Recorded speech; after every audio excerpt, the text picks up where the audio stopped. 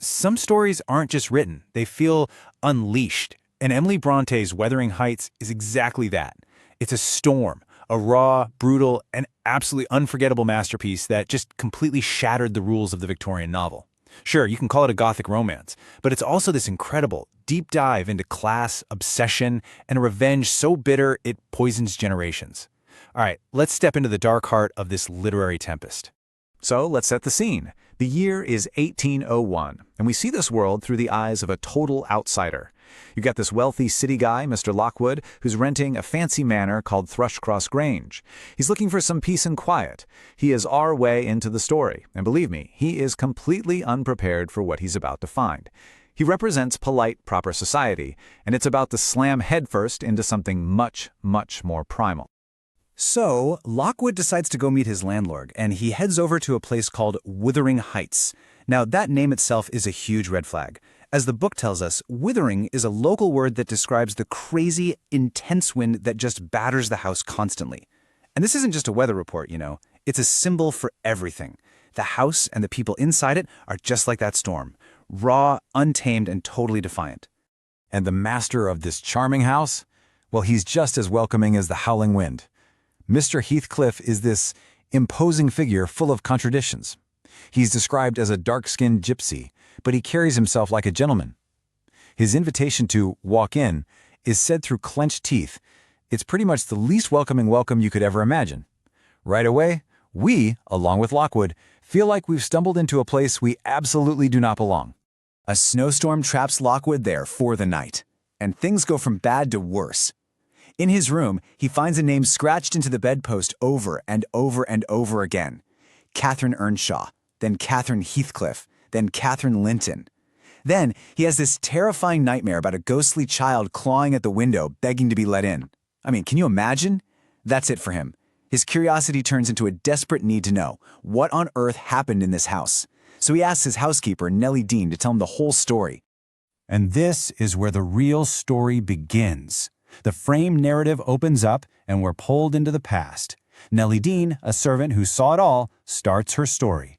She takes us back 30 years to the one single moment that lit the fuse on this whole tragedy. So Nelly's story kicks off when the old master, Mr. Earnshaw, comes home from a trip, and with him is this dirty, ragged orphan boy he found on the streets. He names him Heathcliff. Nelly calls him a cuckoo in the nest, and that's the perfect description. This mysterious kid who doesn't belong just throws the whole family into chaos. Mr. Earnshaw loves him, but his son, Hindley, absolutely hates him, seeing him as a rival from day one. So, in these early years, you see all the key relationships lock into place. While Hindley despises Heathcliff, Mr. Earnshaw's wild-at-heart daughter Catherine sees him as a soulmate. They're basically two halves of the same person, running wild on the moors, totally inseparable. But then Mr. Earnshaw dies. Hindley takes over as master of the house, and his revenge is immediate and brutal. He strips Heathcliff of his status and turns him into a lowly servant, basically ramming home the class difference that Heathcliff's arrival had threatened. Now, you really have to understand the two main settings here, because they're not just houses, they're ideas. Think of it like this. Wuthering Heights is the storm. It's passion, nature, raw emotion. That's Catherine and Heathcliff's world. And then, just a few miles away, is Thrushcross Grange. It's calm, civilized, refined, a world of social status and rules. That's home to the Linton siblings, Edgar and Isabella. This clash between wild nature and polite society is the central conflict that's about to tear everyone apart. Okay, this next part, this is the moment. The absolute hinge point of the entire novel. One single conversation, one fateful decision made for all the wrong reasons is about to seal the fate of everyone in this story.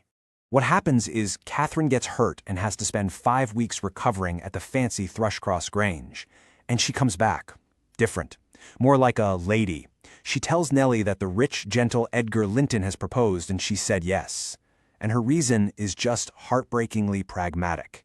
Marrying Heathcliff, who's now just a poor farmhand, would degrade her. Her twisted logic is that by marrying Edgar she'll have the money and status to help lift Heathcliff up. But then, literally in the same breath, she delivers one of the most famous lines in all of literature. She says that she and Heathcliff are made of the same stuff, that their souls are identical. She is Heathcliff. It's this soul-tearing conflict, right? It's not just about picking a guy. It's her authentic, wild self at war with what society expects of her. And here's the absolute tragedy of it all. Heathcliff is hiding nearby, and he hears her say it would degrade her to marry him, but he leaves before he can hear her confess her undying love. That one sentence just shatters him, and he vanishes. 3 years later, he walks back in, looking like a rich, polished gentleman. But it's all an act. Underneath, he's been reforged into a single, terrible weapon of vengeance, ready to use the tools of society, money and class, to burn it all to the ground. So, Heathcliff is back, and he's not just angry, he has a plan.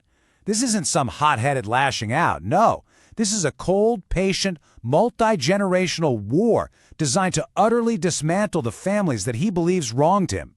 Let's just break down his game plan because it is diabolically brilliant. He uses the system against itself. First, he gets Hindley drunk and in debt and takes Wuthering Heights right from under him. Step 2, he marries Edgar Linton's sister, Isabella, just to get a foothold in that family and to make her life miserable. Step 3, in a bit of poetic justice, he turns Hindley's own son, Hareton, into an uneducated brute, just like he was. His endgame, own everything. But through all this, everything still comes back to Catherine. She's trapped in her marriage, she gets sick, and after one last brutal fight with Heathcliff, she dies giving birth to her daughter. And Heathcliff, he doesn't just grieve.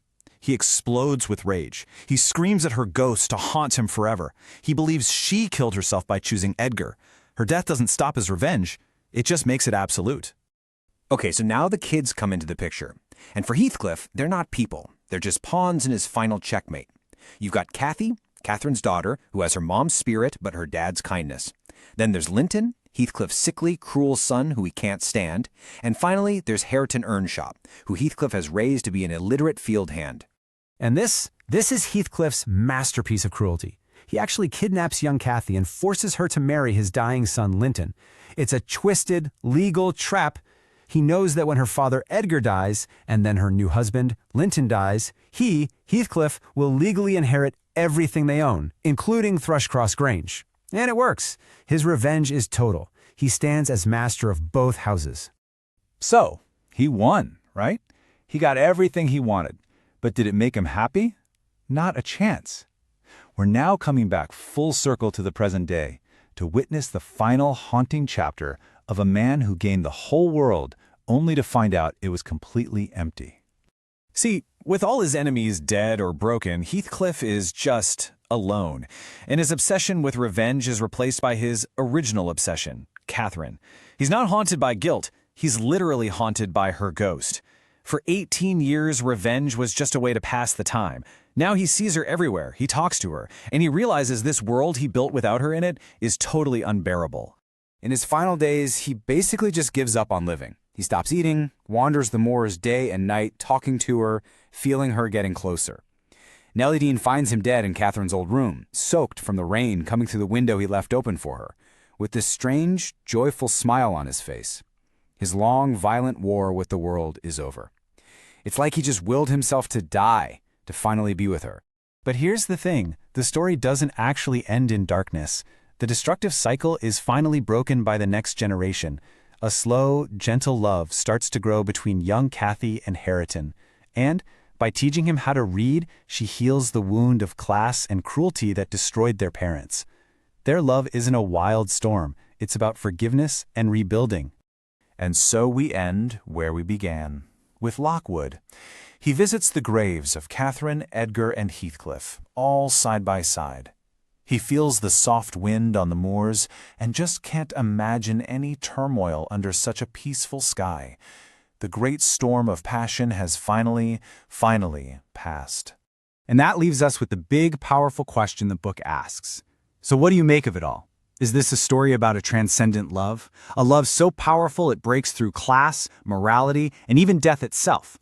Or is it a terrifying cautionary tale about how obsession and revenge can become a destructive storm that poisons everything it touches?